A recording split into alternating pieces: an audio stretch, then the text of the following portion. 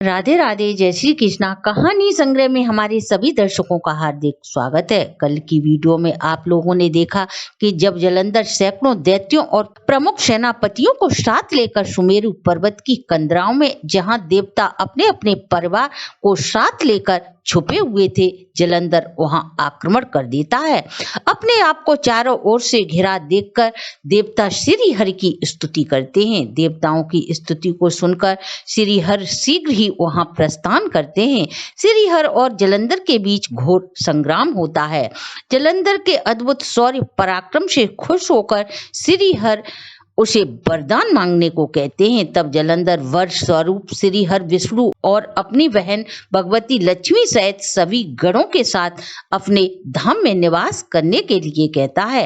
इस प्रकार श्री हरि वहां सभी गणों के साथ निवास करने लगते हैं। एक दिन महर्षि नारद श्री हरि विष्णु से मिलने की इच्छा व जालंधर के ऐश्वर्य को देखने की इच्छा से वहां आते हैं। श्री नारद जी पृथु से कहते हैं, वहां की प्रजा ने मेरा विधिवत स्वागत और पूजन किया, सेवा सत्कार कर हंस कर कहा, हे ब्राह्मण देव, आप कहाँ से पधारे हैं? हमारे लिए क्या आज्ञा है? हे प्रभु, आपने यहाँ कुछ ऐसा देखा है, इसलिए आप उत्सुकतावश यहाँ आए हैं। सो हे मुनीश्वर, आप हमें आज्ञा दें। नारद जी कहते हैं, दैतेंद्र, मैं कैलाश पर्वत पर गया था। वहां मैंने पार्वती के साथ बैठे भगवान शिव को देखा। कैलाश पर्वत 10,000 योजन चौड़ा है। वहां अनेकों कल्प वृक्ष व सैकड़ों कामधेनु हैं। कैलाश पर्वत से बहुत से चिंतामणियों द्वारा प्रकाशित है। उसे देखकर मुझे आश्चर्य हुआ। तीनों लोकों में भगवान शिव के धाम जैसी समृद्धि कहीं भी नहीं है। लेकिन हे दैत्यराज, फिर मुझे तुम्हारे वैभव का स्मरण हुआ, इसलिए मैं यहाँ आया हूँ। मुझे तुम्हारे ऐश्वर्य को देखकर अब ऐसा प्रतीत होता है कि संपूर्ण त्रिलोक में तुम्हारे समान भाग्यशाली कोई दूसरा नहीं। परंतु स्त्री रत्न के बिना तुम्हारी समृद्धि अधूरी है। इसलिए मैं विचार करता हूँ कि स्त्री रत्न से सुशोभित महादेव से सुखी त्रिलोक में कोई भी नहीं है। यह दिन अनेकों अप्सराएं कन्याओं से आप सुशोभित हो, परंतु पार्वती के आगे ये कुछ भी नहीं है। पार्वती के अद्भुत सौंदर्य का वर्णन नहीं किया जा सकता। जिसके सुंदर रूपी समुद्र में डूबकर ब्रह्मा जी ने अपने वीर को छोड़ दिया था, तब उनकी उपमा किस स्त्री से की जा सकती है? अर्थात उनके समान अन्य कोई स्त्री रत्न नहीं। एक बार मछली रूपधारी पार्वती की सुंदरता रूपी वन में बैरागी महादेव ने भी भ्रमण किया था।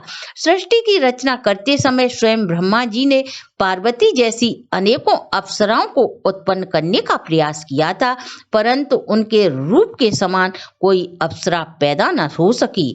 स्त्री रत्न को भोगने वाले महादेव जी का वैभव सर्वश्रेष्ठ है, परंतु सब कुछ होते हुए भी तुम्हारा वैभव श्रेष्ठ सुंदर स्त्री के अभाव में फीका है। ऐसा कहकर श्री नारद जी राजा पृथु से कहते हैं, मैं वहां से चल देता हूँ। मेरे प्रस्थान करते ही दैत्यराज पार्वती के रूप सौंदर्य को जानकर काम रूपी ज्वर से पीड़ित हो जाता है। इसके बाद श्री हरि की माया से मोहित होकर वह सिंह का पुत्र राहु को अपना दूत नियुक्त कर जालंधर महादेव के पास कैलाश पर्वत भेजता है। क्षीण चंद्रमा की भांति राहु अपने काले रंग से सुशोभित हो कैलाश पर्वत पर पहुंचा। नंदी से निवेदन करने के बाद आज्ञा ले वह महादेव के पास जाता है। तब भगवान शिव के इशारा करने पर वह अपने आने का प्रयोजन बताता है। हे वृषध्वज त्रिलोकी के स्वामी, हे रत्नेश्वर, मैं जालंधर का दूत बनकर आपके पास आया हूँ, अतः मैं जालंधर का संदेश आपको सुनाता हूँ। हे शमशान निवासी, हाड़ों की मालाधारी दिगंबर, तुमको हिमाचल की सुंदर बेटी किस कारण प्राप्त हुई है? मैं रत्नों का स्वामी हूँ और पार्वती स्त्रियों में रत्न है, अतः यह मेरे योग्य है। तुम जैसे नंगे जटाधारी भिखारी के योग्य नहीं। श्री नारद जी कहते हैं, हे राजन, दूत के ऐसे वचन सुनते ही महादेव जी की मध्य भ्रकुटी से एक भयंकर आकृति वाला पुरुष उत्पन्न होता है, जिसका सिंह के समान मुक्ता लहलहाती जीभ, नेत्रों से ज्वाला निकल रही थी। उसके केस ऊपर उठे हुए थे, शरीर सूखा था। इस प्रकार उसका रूप नरसिंह भगवान के समान लग रहा था। उसे अपने ओर आता देख राहु डर कर तेजी से भागता है, परंतु उस काल के समान पुरुष ने राहु को बीच में ही पकड़ लिया।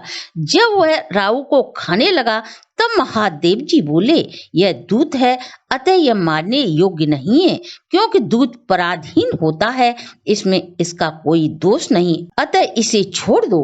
महादेव जी की आज्ञा पाते ही वह काल पुरुष राहु को आकाश में फेंक देता है। फिर वह महादेव जी से हाथ जोड़कर बोला, मुझे बहुत तेज भूख लग रही है, जिसके कारण मैं दुबला होता जा रहा हूँ। मैं क्या करूँ? आप मुझे आज्ञा दें। तब भगवान शिव बोले, तू अपने शरीर का मांस खाकर अपनी भूख मिटा ले। शिव जी की आज्ञा पाते ही वह अपने हाथ पैरों का मांस खा लेता है। अब उसका शरीर कंकाल होकर शरीर पर सिर ही शेष रह गया था। यह देख भगवान शिव अत्यधिक प्रसन्न हो उस भयंकर पुरुष से बोले, हे कीर्ति मुखा, तू सदैव मेरे द्वार पर निवास कर। नारद जी कहते हैं, हे राजन, वह भयंकर पुरुष उस दिन से भगवान शिव के द्वार पर रहने लगा। इसलिए जो सर्वप्रथम कीर्ति पूजन नहीं करते, उनका शिव पूजन अधूरा है।